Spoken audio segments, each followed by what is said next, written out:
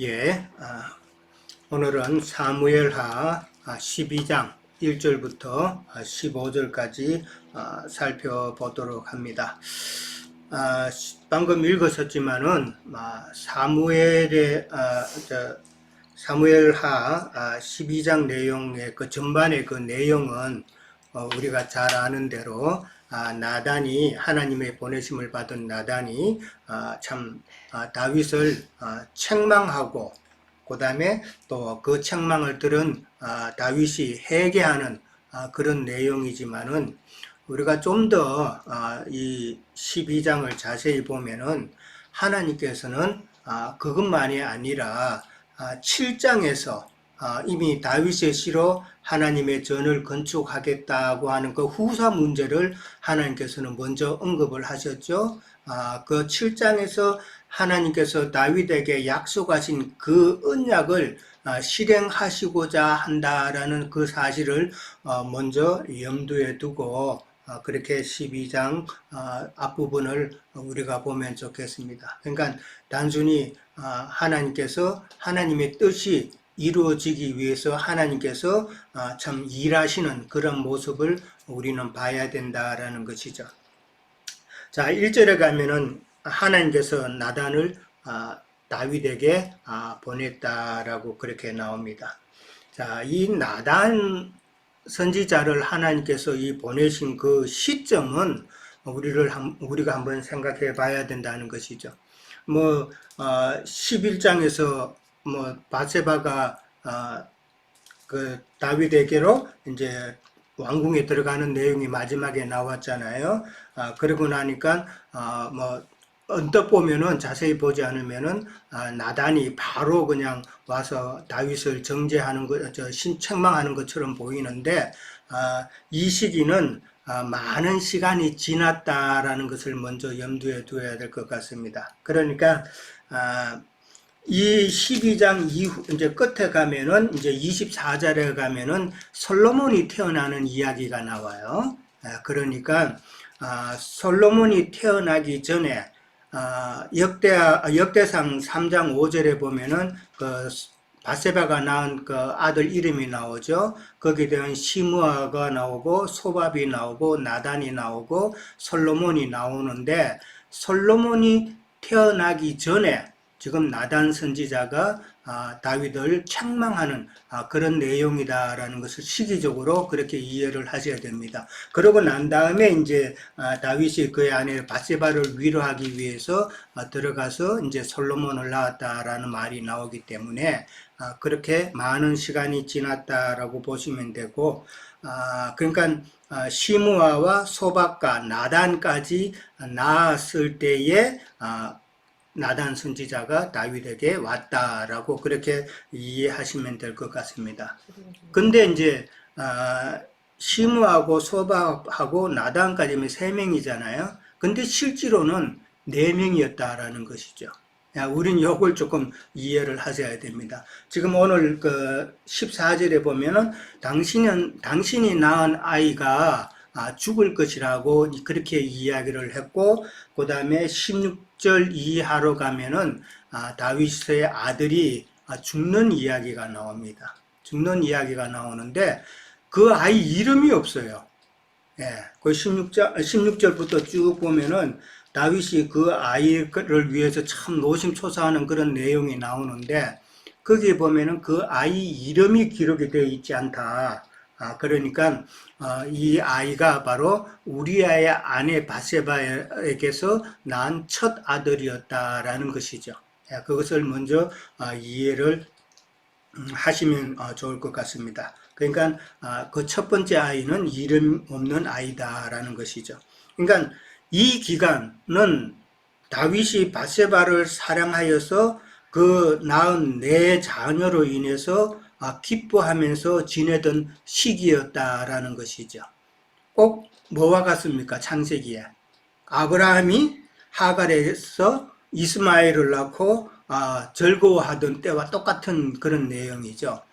창세기에 보면은 아브라함이 86세에 이스마엘을 낳고 한 13년 기간 동안 아브라함이 하나님과의 관계가 어둠의 관계가 이제 지속이 되죠. 그랬을 때에 이제 99세가 되었을 때 하나님께서 아브라함에게 나타나셨잖아요. 그러니까 한 13년 정도가 이제 하나님과의 공백의 시간이었다라고 보면은 다윗도 지금 아들 첫 번째 아들 이름 없는 아이와 그 다음에 나머지 세 아이까지 4명을 낳았으니까 아마 이것도 한 10년은 지나지 않았을까. 아브라함과 비슷한 그런 시간의 공백이다라고 생각해 볼 수가 있겠죠.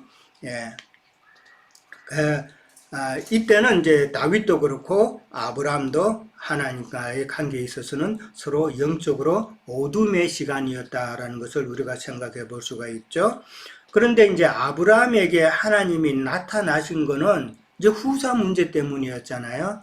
이삭을 후사로 하나님께서 두시겠다는 것을 이제 아브라함에게 말씀하시기 위해서 나타나신 것과 마찬가지로 다윗에게 나단을 보내신 것도 다윗이 후사를 갖다가 정하는 데 있어서 하나님의 뜻대로 지금 깨닫지 못하기 때문에 하나님께서는 그 후사 문제를 바로잡기 위해서 지금 나단을 통해서 다윗에게 지금 나타나셨다라는 것을 이해를 하시면 될 것 같습니다.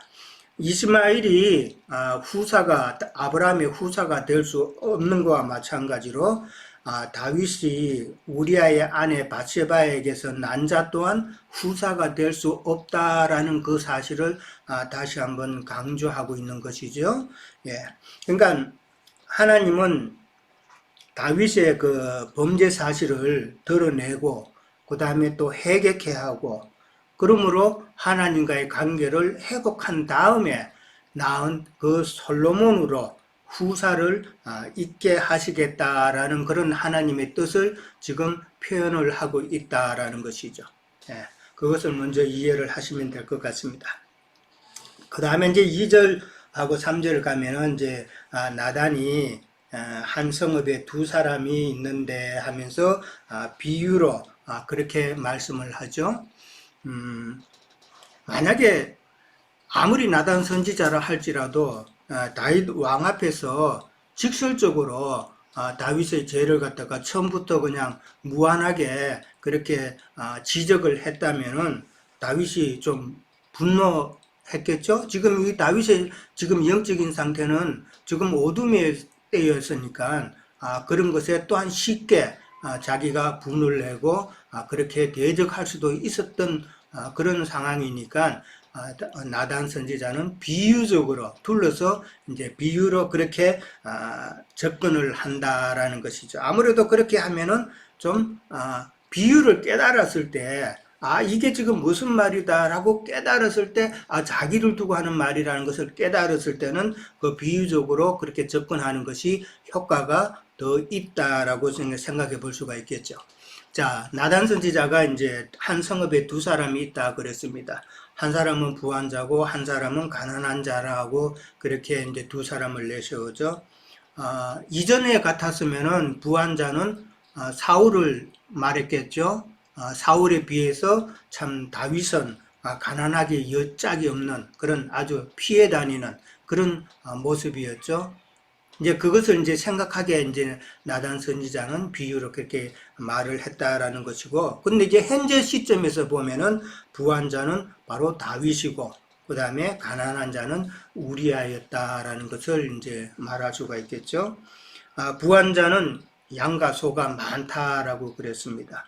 그러니까 양과 소가 많다는 말은 다윗의 그 아내들도 많았죠. 첩들도 많았고, 그 다음에 소라는 것은 일하는 그러니까 뭐 신하들도 많았다. 그렇게 볼 수가 있고. 그런데 가난한 자는 사서 기르는 작은 암양 한 마리뿐이었다라고 그랬죠. 사서 기르는 작은 암양이라고 그랬습니다. 그냥 뭐 나아서 뭐 기르는 그런 암양도 아니고 사서 기르는 암양이라고 했다는 것에 우리는 좀 생각해 보면은 이 샀다는 말은 구속의 의미를 포함하고 있는 그런 말이죠. 예수님께서 피값으로 산 그런 의미다라는 것을 지금 함축하고 있는 것 같고, 그 다음에 작은 암양인데 이 암양 한 마리를 가지고 서로 함께 자라고 그 다음에 서로 먹고 마시고 그 다음에 서로 안식이 되는 그런 관계였다라고 그러잖아요. 그러니까 후속을 이루시고 난 다음에 그 암양은 바로 주님의 교회를 상징하면서 주님과 교회가 서로 먹고 마시고 서로 안식하는 그런 관계를 지금 비유하고 있다라는 것이죠. 그러니까 주님의 기업이 된 교회를 이야기하는 것인데, 구약에도 보면은 기업의 땅은 절대로 빼앗길 수가 없는 그런 기업이죠. 그것을 생각을 해 볼 수가 있고, 그러니까 이 작은 암양은, 가난한 자의 작은 암양은 절대 빼앗을 수 없는 것이었다라는 것을 이제 간접적으로 그 의미를 그렇게 이야기하고 있죠. 자, 근데 이제 4절에 가면은 행인이 와가지고 그 부자가 행인을 이제 대접하는 그런 내용이 나오죠. 행인을 대접한다는 것은 뭐 율법에도 나와 있는 것이고, 그 다음에 이것은 이제 우리가 잘 아는 대로 아브라함이 참 나그네와 행인의 그런 삶을 살았기 때문에 그것을 기억하여서 나그네를 참 대접하는 그런 이스라엘의 간섭이죠. 그것이 간섭이고 또한 율법에 따라서 그게 의무적이었다라는 것이죠.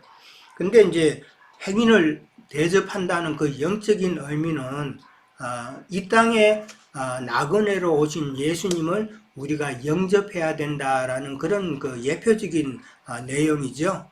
이 땅에 나그네로 오신 예수님을 반드시 영접해야 된다라는 그런 교훈이라는 것이죠. 근데 이제 부자는 자기 것은 아끼고 그 다음에 가난한 자의 그 양새끼를 잡았다라고 그렇게 표현을 하죠. 그러니까 이제 5절에서 6절까지 보면은 다윗이 노하여서 부자는 마땅히 죽을 자요. 그 다음에 그 양새끼는 4배로 배상해야 된다라는 그런 말을 참 자신의 입으로 그렇게 말을 합니다. 이 다윗이 노하였다는 이 노함은 하나님께서 노했다라는 그런 의미로 또 볼 수가 있겠죠. 근데 이 다윗이 참 영적인 어둠 가운데 있었지만은 율법의 말씀을 기억하고 있었다라는 것 또한 우리가 한번 생각해 볼 문제죠. 4배, 그 출애굽기 22장 1절에 보면은 소는 5배를 배상을 해야 되고 양은 4배를 배상해야 된다라는 그 율법 말씀을 다윗은 기억하고 있었다라는 것이죠. 그러니까 이 율법 말씀을 갖다가 지금 사실은 다윗 자신에게 지금 적용을 해서 깨달아야 되는데 율법을 지금 그 부자 사람 알지 못하는 아직 누군지는 알지 못하는 그 부자 사람에게 적용하고 있다라는 것이죠. 뭐 내가 하면은 뭐 로맨스고 남이 하면 불륜이라고 하는 그런 식이죠. 예. 자, 7절에서 이제 15절 가면은 이제 하나님께서 불과 같은 그런 추궁이 이어지는 것을 이제 볼 수 있는데 7절에 보면은 나단이 다윗에게 이르되 당신이 그 사람이라라고 그렇게 딱 선포를 해버립니다. 참 다윗 왕 앞에서 나단이 당신이 그 사람이다 라고 이렇게 딱 지적하는 것도 쉽지는 않겠죠. 근데 참 나단 선지자로서 하나님의 사명을 잘 감당하는 그런 선지자의 모습을 보고 이 나단 선지자가 다윗에게 그렇게 당신이 그 사람이라고 하는 그 말 속에는 어떤 정죄하는 그런 영이 아니라 참 다윗을 긍휼히 여기는 그런 나단 선지자의 지적이 아닐까 그렇게 생각해 볼 수가 있겠죠. 자, 그 다음에 이제 하나님께서 다윗에게 하신 일들을 이제 언급하고 있죠. 첫 번째는 사울의 손에서 구원해 줬다라는 말이고, 그 다음에 네 주인의 집을 네게 주었고 네 주인의 아내들을 네 품에 두게 했다라고 그러면서 이스라엘과 유다 족속도 네게 맡겼고 만약에 부족하였을 것 같으면은 이것저것을 내가 더 주었을 것이다 라고 그렇게 하나님께서 그렇게 말씀을 합니다. 뭐 사울의 손에서 구원한 것은 우리가 너무나도 잘 알고 네 주인의 집을 내게 주었다라는 말은 네 주인이라는 것은 이제 이전에 사울이죠. 사울의 집이라는 것은 이스라엘 나라를 의미하기도 하고 그 다음에 어떤 왕권을 이야기하기도 하죠. 그러니까 사울의 나라였던 것, 이스라엘. 그 다음에 사울의 왕권을 그 다음에 다윗에게 주었다라는 그런 말이죠. 그 다음에 네 주인의 아내들을 네 품에 두었다라는데 이 말은 사실은 다윗은 그 사울의 아내들을 취하지는 않았죠. 취하지는 않았지만은 간섭적으로 고대에는 왕권이 바뀌면은 그 이전 왕의 아내들을 취하는 그런 간섭이 있었다라는 것을 이제 우리는 이해하면 되겠죠. 자, 이 모든 것을 다 주었는데도 너는 왕권을 오남용해가지고 지금 범죄하였다라는 것을 지금 하나님께서는 말씀을 하고 계시는 것이죠. 근데 9절에 가면은 그러한데 어찌하여 네가 여호와의 말씀을 업신여기고 나보기에 악을 행하였느냐라고 그렇게 말씀을 합니다. 이게 지금 9절부터가 사실 책망의 지금 요지죠. 하나님께서 딱 책망하신 중요한 요소입니다. 네가 여호와의 말씀을 업신여겼다라고 그럽니다. 그리고 나보기에 악을 행하였다라고 그러는데 하나님께서는 다윗이 우리아를 죽이고 바세바를 자기의 아내로 삼은 것을 그것만을 지금 말하는 것이 아니라 네가 여호와의 말씀을 업신여겼다라고 그렇게 말을 합니다.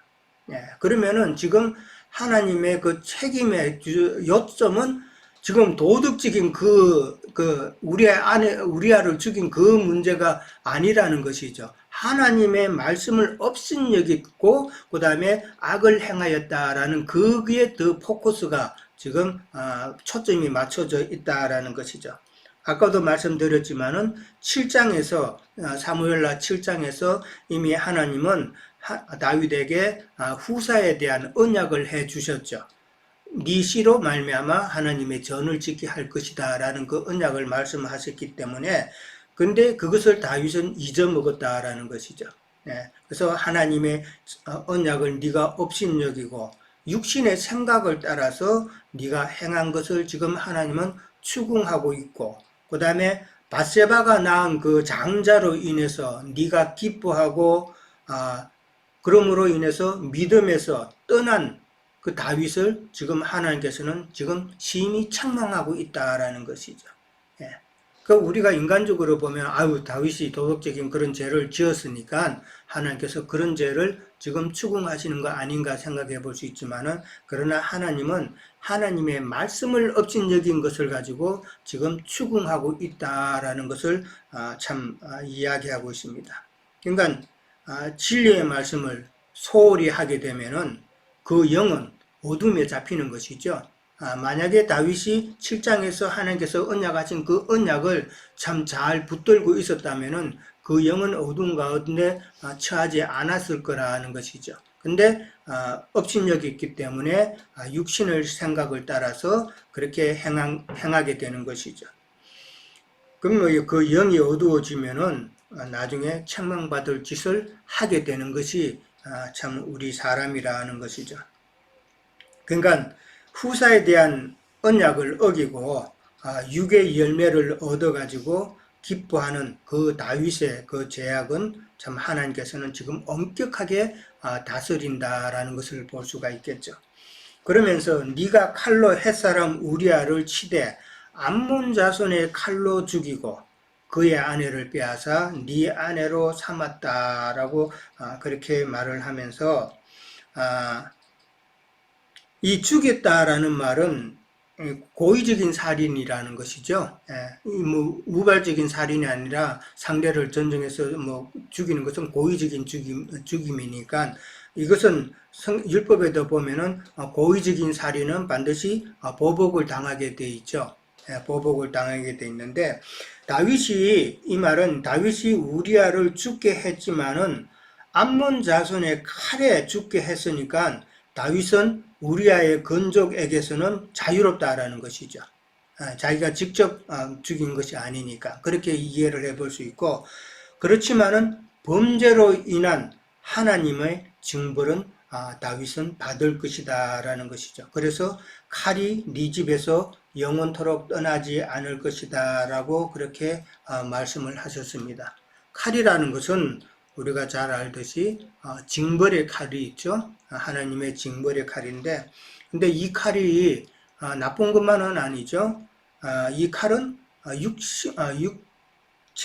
육성의 생명을 육으로의 그 생명을 걷어내는 잘라내는 그런 도구이기 때문에 그 잘라내고 그 다음에 마음의 할례를 행하는 그런 칼이다라는 것이죠.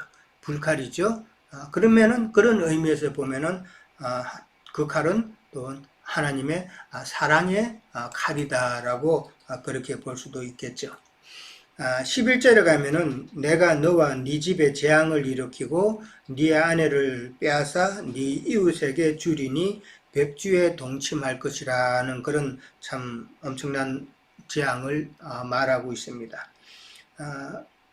이후로 다윗에게는 참 많은 재앙이 있다는 거 우리가 너무나도 잘 알죠. 13장에 가면은 암논이 다말을 근친상간하는 그런 참 불상사가 생기죠. 그리고 또 그 일로 인해서 압살롬이 암몬을 살해하는 그런 일도 또 벌어지고 그 다음에 나중엔 또 압살롬의 반역으로 인해서 다윗의 첩들이 참 백주에 참 강간당하는 그런 안타까운 일들이 이제 일어났죠. 바세바가 낳은 아들로 인해서 다윗이 기뻐했던 것보다도 훨씬 더 큰 고통을 지금 앞으로 이제 기다리고 있는 것이죠. 그것을 생각하면은 하나님께서는 다윗의 육성을 끊기 위해서 그렇게 하신다. 만약에 그런 고통을 주지 않으시면은 다윗은 또 예전으로 되돌아가서 좀 하나님과의 관계 영적인 어둠의 시간을 또 보낼 수도 있는데 이제는 다윗을 회복시켜서 그 회복된 상태에서 후사를 낳게 하는 그런 과정을 우리는 또 생각해 봐야 된다라는 것이죠. 12절에 가면 너는 은밀히 행하였으나 나는 온 이스라엘 앞에서 백주의 이 일을 행한다라고 그렇게 말합니다. 하나님 앞에서는 그 누구도 숨길 수도 없고 거짓말을 할 수도 없고 그러니까 그렇게 할 수 없다라는 것이죠. 그러니까 이렇게 엄격한 형벌로 다윗을 다스리시는 그 하나님의 모습을 보면서 다윗을 이제는 하나님의 은혜만을 의지하는 그런 새 사람으로 만드시는 거다라는 것을 알 수가 있죠.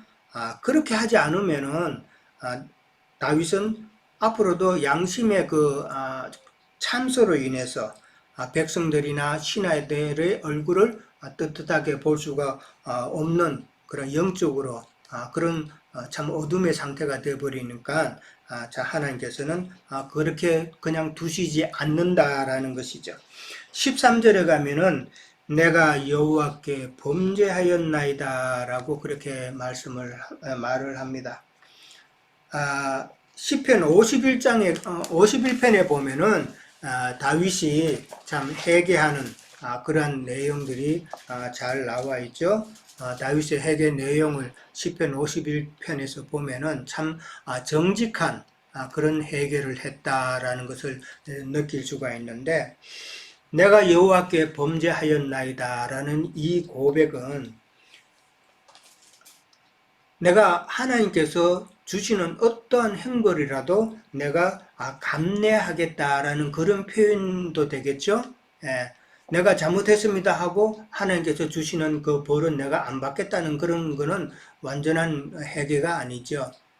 어떠한 행벌도 받겠다라는 그런 모습인데, 이제 이 말을 함으로써 다윗에게는 그 영혼의 그 어둠의 터널에서 이제 나온 그런 느낌이죠. 그 터널에서 나와서 하나님께 굴복하는 그런 모습이다라는 것이죠.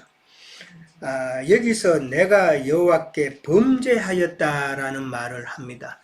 아까도 잠깐 언급했지만 이 범죄라 그러면은 우리아의 그 사건을 두고 세상 교계 사람들은 많이 이야기하는데, 여기서 범죄했다는 것은 우리아를 죽이고 바세바를 아내로 삼은 것을 고백한 것이 아니라 내가 하나님께 범죄하였다 함으로써 하나님의 뜻에 어긋났음을 고백한다는 것이죠. 하나님의 뜻을 내가 몰랐는데 이제는 내가 하나님의 뜻을 알겠습니다라는 것이었죠. 하나님의 뜻이 무언가요? 7장에 말했던 그 후사 문제를 이제는 다윗이 깨달았다라는 것이죠. 언약을 무시하고 육의 열매를 기뻐했던 자기 자신을 되돌아보고 이제는 하나님의 뜻이 바세바에게서 난 큰아들이 아니구나라는 것을 깨달았다라는 것이죠. 이제 이런 관점에서 보면은 세상 교계에서 참 회개를 많이 또 부르짖고 많이 하고 뭐 부흥했다만 되면 회개하십시오 하고 그러는데 참 잘못된 회개를 많이 해왔다라는 것을 이제 우리가 생각해 볼 수 있죠. 저도 그랬고 좀 어릴 때부터 신앙생활 회개하라 그러면은 생각해보고 어릴 때 도덕적으로 잘못한 거, 남의 물건 훔친 거 이런 거 회개하고 그랬는데 그거는 다 진리를 모르기 때문에 잘못 가르침 받아서 그렇게 한 것이죠. 참 교회 생활을 통해서 진리를 알아야만 회개도 올바른 회개를 할 수 있다라는 것을 우리가 또 한번 생각해 볼 수가 있죠. 아무리 세상 살면서 잘못된 거 그거 회개하는 것보다도 정말 하나님을 믿는 믿음에 있어서 어떤 믿음을 참 가져야 되는가를 바로 깨닫는 것이 바른 회개를 하게끔 하는 것이다라는 것이죠. 자, 그 다음에 이제 이러한 그 다윗의 회개에 하나님은 다윗의 죄를 용서하신다라고 그렇게 말씀을 하셨죠. 여호와께서 당신의 죄를 사하셨나니 당신이 죽지 않을 것이다 라고 그렇게 말을 합니다. 죽지 않는다는 것은 이제 육적 죽음을 이야기하는 건 아닌 거는 우리는 다 알죠. 하나님의 버림이 되지 않을 것이다 라는 그 말이죠. 그러니까 다윗이 하나님의 은혜를 회복할 것이다 라는 그 이야기로 이해를 하면 될 것 같습니다. 자, 14절에 가면은 이제 이 일로 말미암아 여호와의 원수가 크게 비방할 거리를 참 없게 하였다라고 그렇게 말을 합니다. 여호와의 원수 사탄이죠. 사탄이 이제 비방할 거라는 것이죠. 사탄이 어떻게 비방을 합니까? 사탄의 시험에 여지없이 무너지는 그 다윗을 두고 하는 말이죠. 사탄의 시험에 여지없이 무너지는 자가 어떻게 하나님의 나라를 하나님 나라의 후사를 있게 하겠느냐라는 그런 비방이라는 것이죠. 그러면서 당신이 낳은 아이가 반드시 죽으리라 라고 그렇게 말을 합니다. 이 당신이 낳은 아이는 우리아의 아내에게서 낳은 아이죠. 아까도 말씀드렸다시피 16절 이하에 이름 없는 아이, 이름이 기록이 안 돼 있어요. 그 의미는 우리가 너무나도 잘 알잖아요. 이름 없는 아이가 반드시 죽으리라 라고 그렇게 말을 합니다. 이 말은 이제 육적 열매로 하나님께서는 후사를 삼을 수 없다라는 것이죠. 하나님의 마음에 합한 자로 하나님께서는 후사를 삼으시겠다라는 그런 뜻을 지금 말씀하고 계신다라는 것이죠. 하나님의 마음에 합한 자는 우리가 잘 이해를 할 줄 압니다. 하나님의 뜻을 먼저 알아야 되죠. 하나님의 말씀의 뜻을 먼저 알고 그 다음에 하나님의 원하는 대로 온전한 믿음의 삶을 살아가는 자가 하나님의 뜻을 하나님을 마음에 합한 자가 아닌가 생각을 해봅니다. 자, 저는 여기까지 하겠습니다. 자, 이어서 연결해 주시기 바랍니다.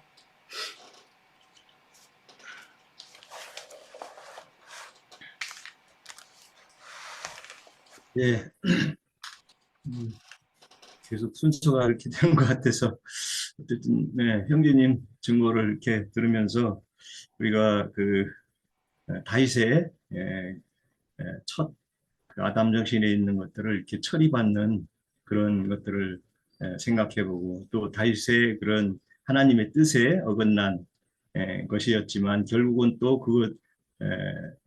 그런 다윗을 돌이키게 하고 회개하게 해서 정말 하나님 뜻 안에서 또 이루어가는 것을 주님의 어떤 임재의 그런 사랑 그런 것을 우리가 이렇게 한번 회상해 봅니다. 저도 뭐 이 부분은 뭐 많이들 우리가 이해하고 있고 또 평소에도 뭐 많이 읽는 부분이라 참 새삼스럽 건 없는데 저는 다윗이 아까 우리 유영진 얘기했지만 다윗이 첫 아담 정신에서 남이 그렇게 했을 때는 이렇게 빨리 우리가 정죄할 수 있는 그런 정신과 또 자기가 자기의 상태를 몰라보는 게 우리 첫 아담 정신의 그 옛사람들이죠. 저도 뭐 예의가 없죠. 참 남이 잘못하거나 뭐 하는 거 보면은 좀 눈꼴시고 그렇지만 내가 뭐 잘하는 거는 이제 어떻게든 좀 감춰보고 이렇게 포장하려고 하는 그런 것들이 있는 것 같아요.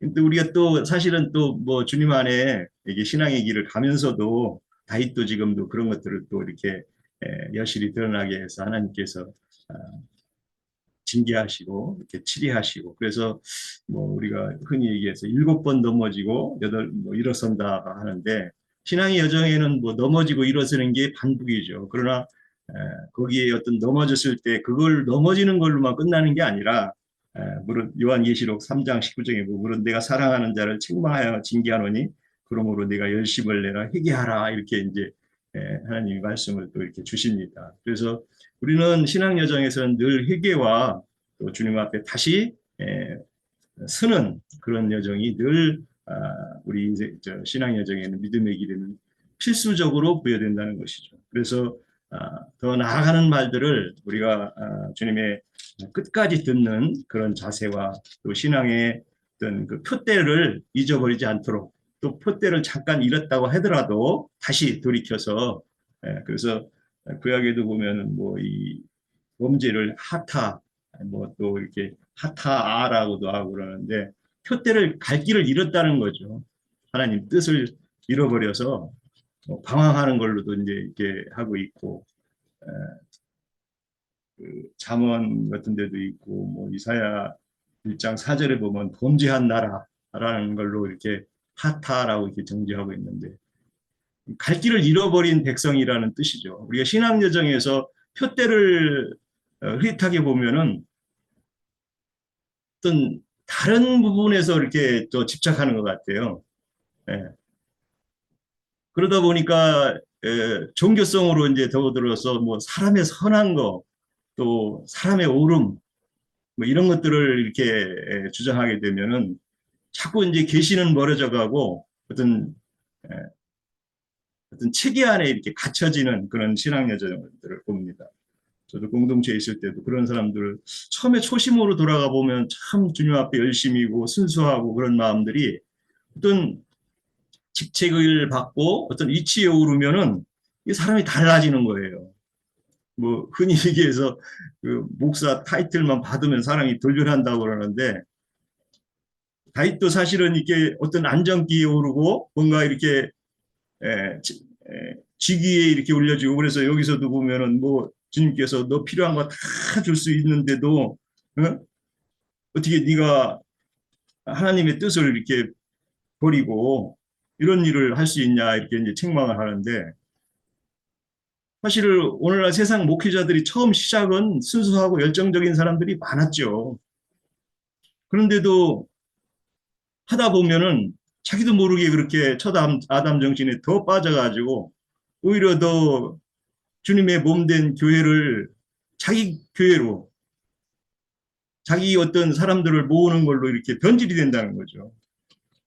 그래서 내가 뭐 일부러 교만하려고 해서 교만해지는 게 아니라고 이제 보통 얘기도 하는데, 자기도 모르는 사이에 그렇게 교만해지고 곁길로 가게 되는 타락의 시련이 이렇게 되는 것을 보면은 참 초심을 잃지 않고 끝까지 주님께 정말 붙들려서 그 은혜의 안에서 은혜 위에 은혜로 이렇게 나아가는 그 길들이 얼마나 소중한가, 이런 말씀들을 통해서 우리가 돌아봅니다.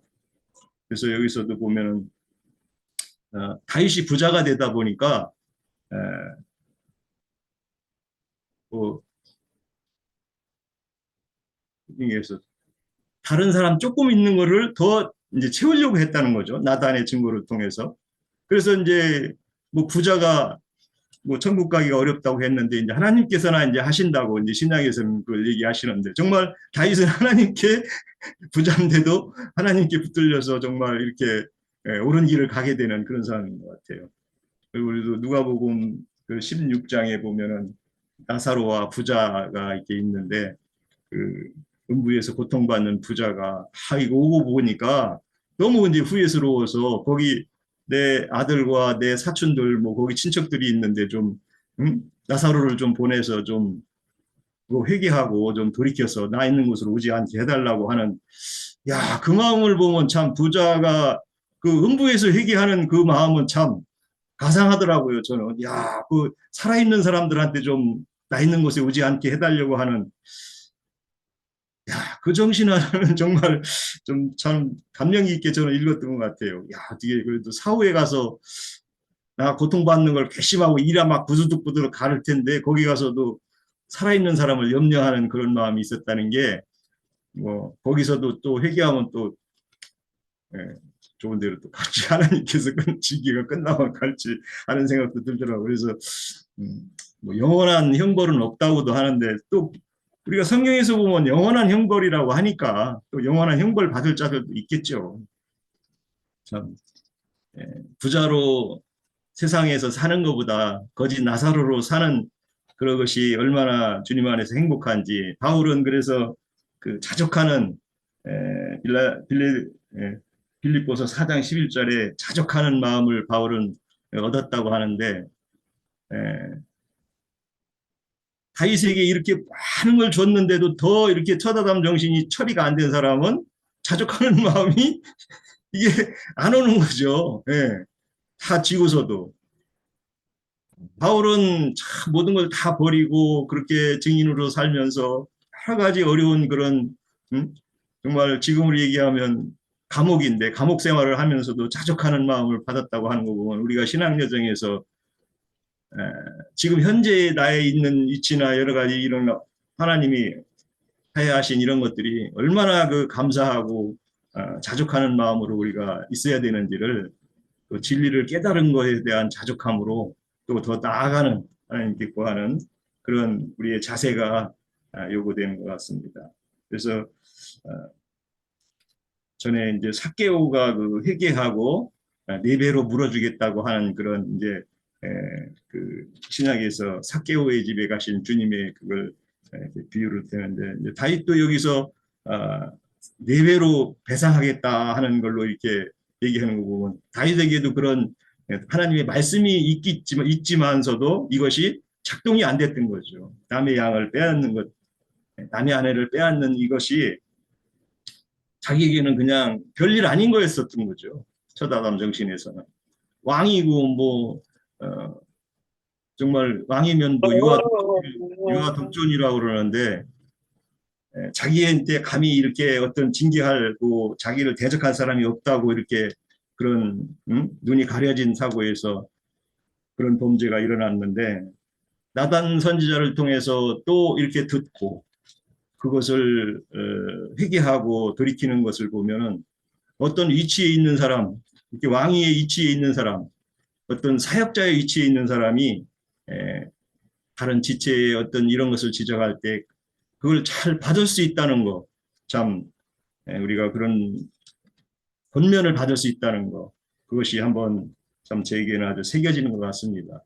항상 우리가 진리 안에 있는 자들은 열리고 서로 공감하는 속에서 이렇게 교통하는 그런 정신이 오늘날 신앙 여정에는 꼭 필요하지 않은가 이렇게 한번 생각해 봤습니다. 마치겠습니다. 예. 자, 또 이어주시죠. 뭐, 순서에 따라 네. 늘 똑같이 가는 것 같으네. 예, 저도 이제 아침에 일어나서 이제 말씀을 좀 한번 살펴봤어요. 보면서 이제 저는 어떤 생각을 했냐면, 참 하나님의 어떤 참으심이라는 게 우리가 참 상상하기 어려울 정도다라는 것을 좀 새삼스럽게 생각을 했어요. 그, 다윗이 양심이 살아있었던 사람인가, 죽었던 사람이었는가, 이것을 한번 생각을 해보면, 지금 선지자가 찾아오는 데까지는 건 1년이죠. 그러니까 이제 아이가 태어났으니까, 아이가 태어난 이후에 이렇게 선지자가 왔으니까, 만약에 양심이 살아 있었다라면 1년의 어떤 시간, 그 선지자를 만났을 때 이렇게 자신의 모든 것이 이제 다, 자기는 은밀하게 진행되어서 모든 것이 덮였다라고 생각했지만, 다 드러난 것이 이렇게 발로가 되었을 때, 그때까지 1년이라는 것은 어떤 것이었을까? 그럼 아니면 이제 양심의 할이 맞았다라면 그냥 이제 뭐 내 뜻대로 됐다 하고 이제 이렇게 그랬겠죠. 그런데 이제 하나님이 만약에 양심이 할이 맞은 자에게 선지자를 보내줬을까? 아니면 양심의 살아 있어서 양심의 고통을 이렇게 당하고 있으니까 이제 마지막 꼭지를 딱 따기 위해서 선지자를 보내줬을까? 이런 걸 생각을 해보면, 이제 우리 시편 31편을 보면, 너무도 그동안에 그 다윗이 그 1년, 선지자를 만나기 전까지 32편이네요. 거기 보면은 잘 나와 있어요. 시편 32편 한번 잠깐만 보죠. 거기 보면 이제 어떤 고통을 당하고 있었는가 하면은요. 허물의 사함을 받고 자신의 죄가 가려진 자는 복이 있도다. 마음이 간사함이 없고 여호와의 정죄를 당하지 아니하는 자는 복이 있도다. 내가 입을 열지 아니할 때에 지금까지 이제 1년의 어떤 세월이라고 할 수 있겠죠. 종일 신음함으로 내 뼈가 새하였도다. 주의 손이 주야로 나를 누르시오니 내 진액이 빠져 여름 가뭄에 마름같이 되었나이다. 내가 이르기를 내 허물을 여호와께서 자복하리라 하고 주께 내 죄를 아뢰고 내 죄악을 숨기지 아니하였더니 곧 주께서 내 죄악을 사하였나이다. 이렇게 말씀을 해요. 그러니까 그동안 이렇게 보면 다윗은 스스로 되게 마음의 고통도 느끼면서 하나님 앞에 어느 정도 이런 스스로 자기만의 어떤 그런 회개하는 마음들, 이런 마음들을 좀 가지고 있었던 것 같아요. 그래서 이런 어떤 마음의 고통을 자기가 범죄한 걸로 마음의 고통을 당하는 자에게 이렇게 하나님이 그 하나님의 사랑을 보내서 이제 모든 것을 자신의 이불을 이렇게 열어서 토설하고 그 죄에 대한 어떤 것들을 이렇게 공정한 하나님 앞에서 이제 판결을 받는 것까지 이렇게 행하는 것이 이제 이렇게 볼 수가 있고, 저는 이제 두 가지만 말씀을 드리려고 그러는데, 이제 하나님의 사람인 그 나단이 이렇게 이 어려운 일, 왕 앞에 가서 왕이 목숨을 걸고 이 숨기려고 했던 일을 이제 들추어내야 되는 어떤 상황이에요. 그러면 이 목숨을 걸고 해야 될 일을 또 함에 있어서 얼마나 지혜롭게 하는가, 이런 것들을 보면서 우리도 이제 다 하나님의 어떤 사람으로 이렇게 보냄을 받은 자로서 누군가에게는 이렇게 나단 선지자처럼 이렇게 보냄을 받을 텐데, 그때 우리가 어떻게 이런 어떤 당면한 어떤 것들을 이렇게 처리해야 될까 하는 거에 보면 얼마나 이렇게 지혜를 모아서 지혜롭게 이렇게 해야 되는 것인가 하는 것들을, 그래서 하나님께 지혜를 구하고 답을 이렇게 구하고 하는 것들이 참 필요하겠다.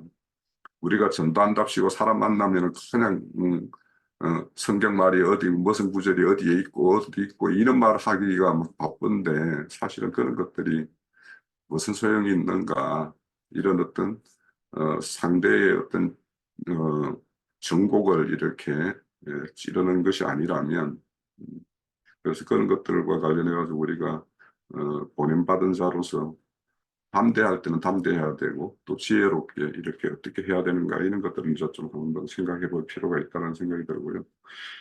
결국에는 이제 다윗이 이제 마음이 부자가 되니까 그래서 여기 부유한 자와 가난한 자라고 딱 비교를 하고 있어요. 그래서 부유한 자가 되니까 하나님께서 자신에게 지금까지 손에 들려준 모든 것들을 다 잊어버리고 그래서 여기 보면 네가 나의 말을 경홀히 여겼다. 나를 업신 여겼다. 이렇게 말을 해요. 참 이런 것들은 우리도 이제 일상에 살면서 뭔가 일을 이렇게 처리하고 할 때 그런 면이 없는가?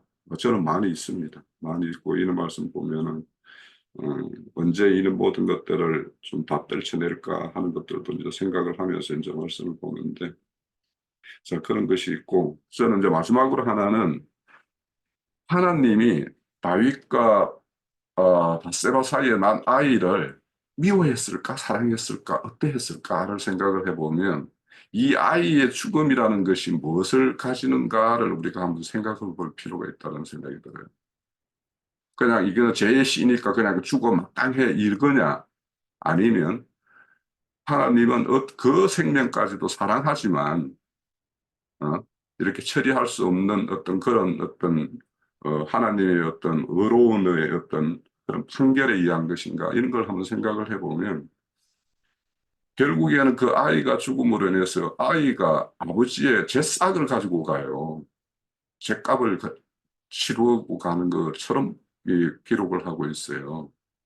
그래서 이 아이의 어떤 죽음이라는 것도 어, 예수님이 이 땅에 오셔서 아버지를 영화롭게 하기 위해서 죽음에 갔듯이 다윗이 비록 범죄자이고 범죄로 이렇게 나왔지만 아버지의 죗값을 대신하는 어떤 그런 걸로 어떤 측면도 우리가 좀 생각해 볼 여지가 있지 않는가.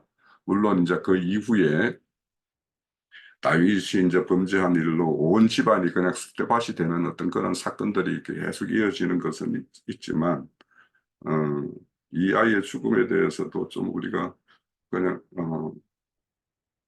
어떤 식으로 생각을 해야 되는가 한번 생각해 볼 여지가 있겠다.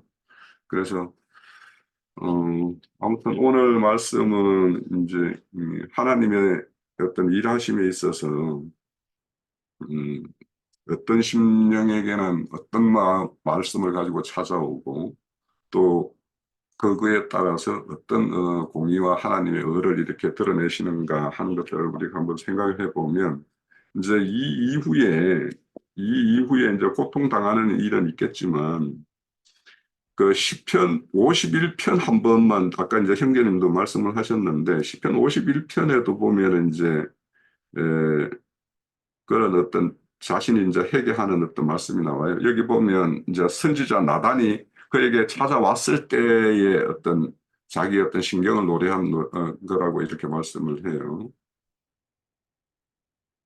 여기에도 보면 내 죄악을 지워주소서 나의 죄악을 맑게 씻으시며 나의 죄를 깨끗게 제하소서 무릇 나는 내 죄가를 아우니 내 죄가 항상 내 앞에 있나이다 이렇게 말씀을 하고 내가 주께만 범죄하고 주의 목전에서 악을 행하옵사오니 주께서 말씀하실 때 의로우시나 하고 주께서 심판하실 때 순전하시다 하리이다 이런 말씀이 나와요.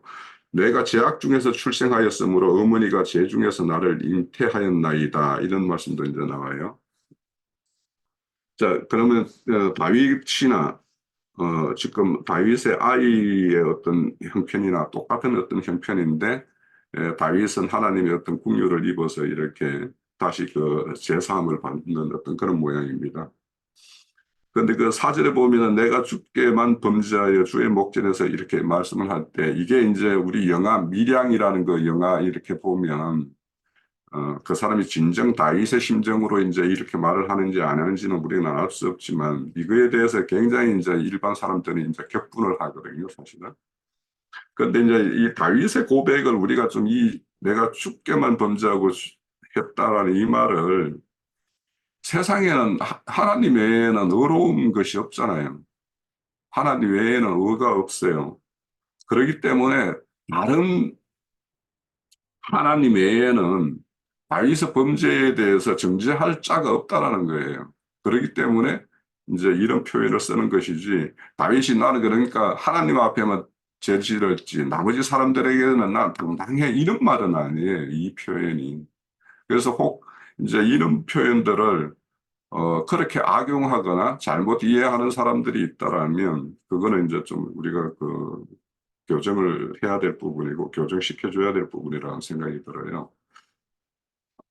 아무튼 이제 이렇게 다윗이 이런 마음의 고통의 어떤 시간을 겪고 나단 선지자를 만나서 모든 것이 이제 자기 입술로 이제 토설하는 것들이 됨으로 인해 가지고 이런 어떤 죄사함이 이제 이루어지고 다윗은 이제 그 후가로 죄가에 대해서는 또 지불하는 어떤 측면을 보여요.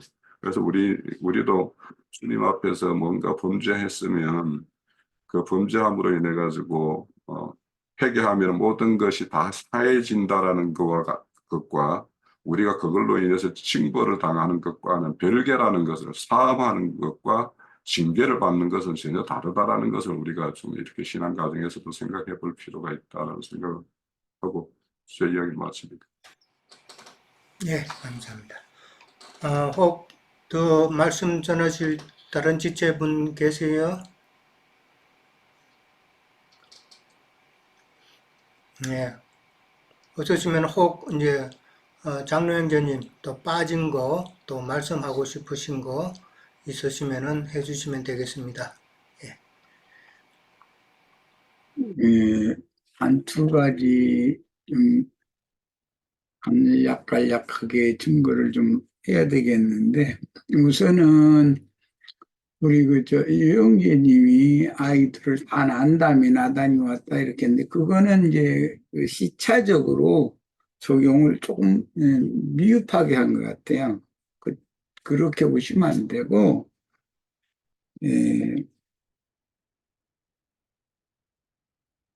여기서의 그 범죄 사실을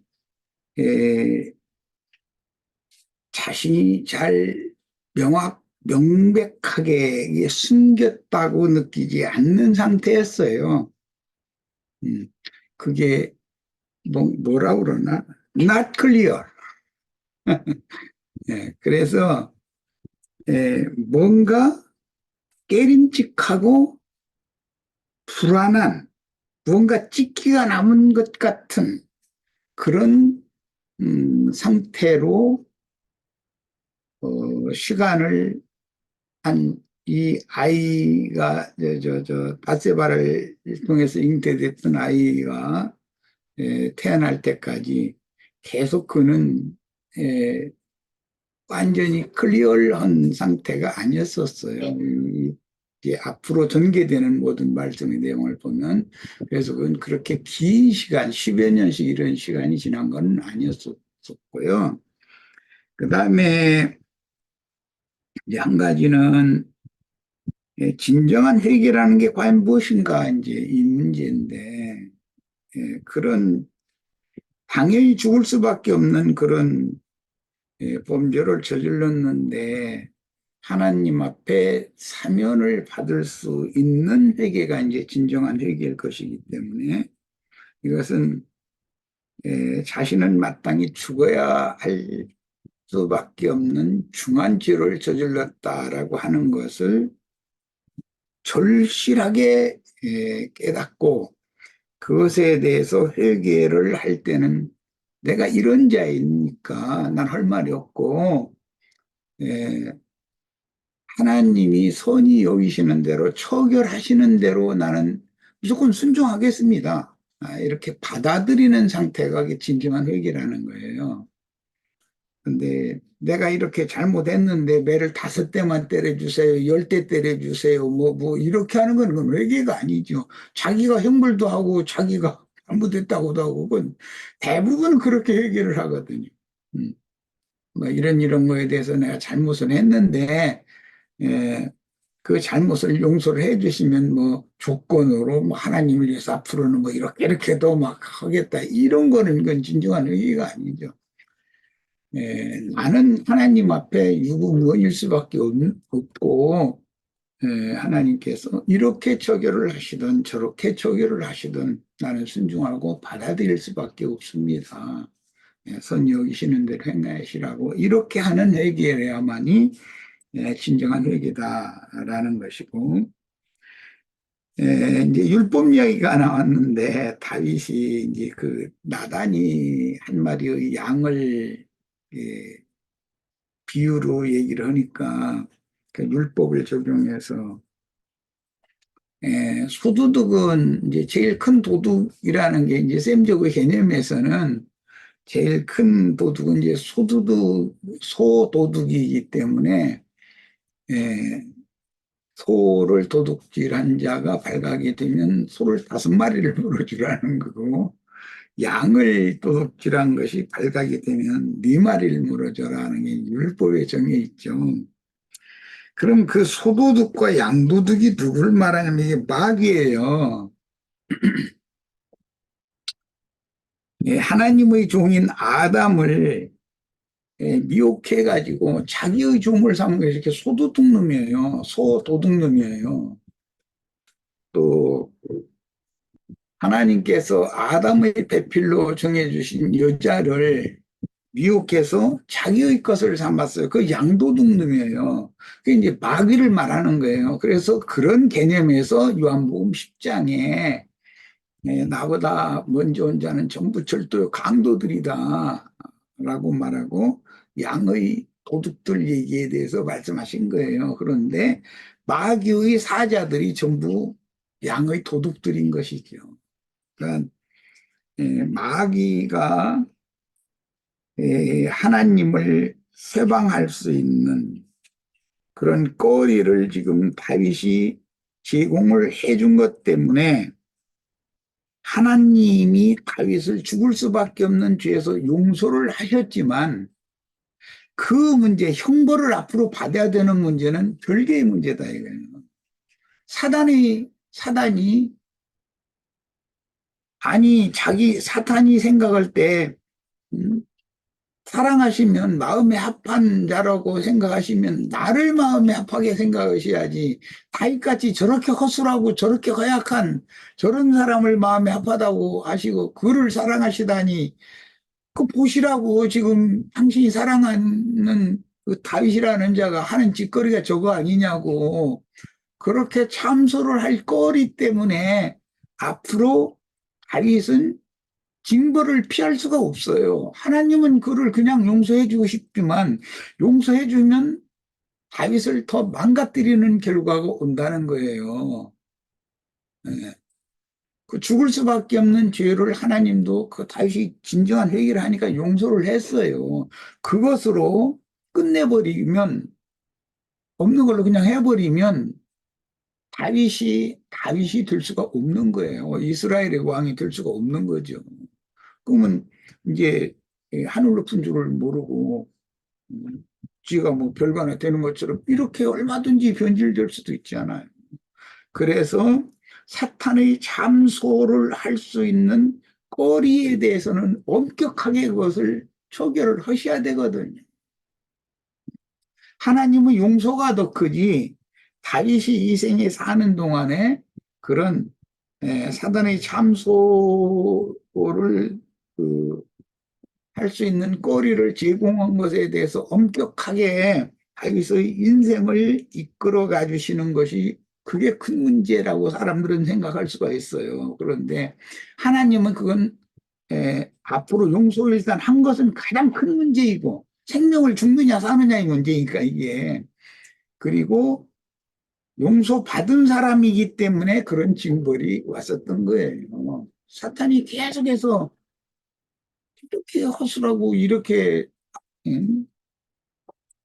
아무것도 아닌 이런 사람을 합한 자로 여기신다고 하면 하나님이 얼마나 사탄이 볼 때는 율법에 완전히 빠져 있고 율법을 이루는 흠이 없는 사람들이 판단으로 볼 때는 하나님이 허술한 사람을 사랑하시고 그에게 은혜를 빈다 그러면 얼마나 그게 하나님을 이게 뭐라고 말하나 비방할 수 있는 거리가 되겠어요. 그래서 먼저는 용서받고 그 다음에는 남은 생애 동안에 하나님 앞에 섰을 때 떳떳이 설 수 있도록 사단의 참속거리를 완전히 그가 남은 생애 동안에 참속거리를 본인이 징벌로 다 해소를 할 수 있도록 그렇게 하시는 것이 실제적인 구원이다라는 것에 대해서 꼭 말씀드리고 싶습니다. 예. 예, 감사합니다. 자, 그러면은 다른 분도 없으신 것 같으니까 오늘은 여기서 끝을 맺도록 하겠습니다. 다들 수고하셨습니다. 자, 다음 주 또 뵙겠습니다. 예.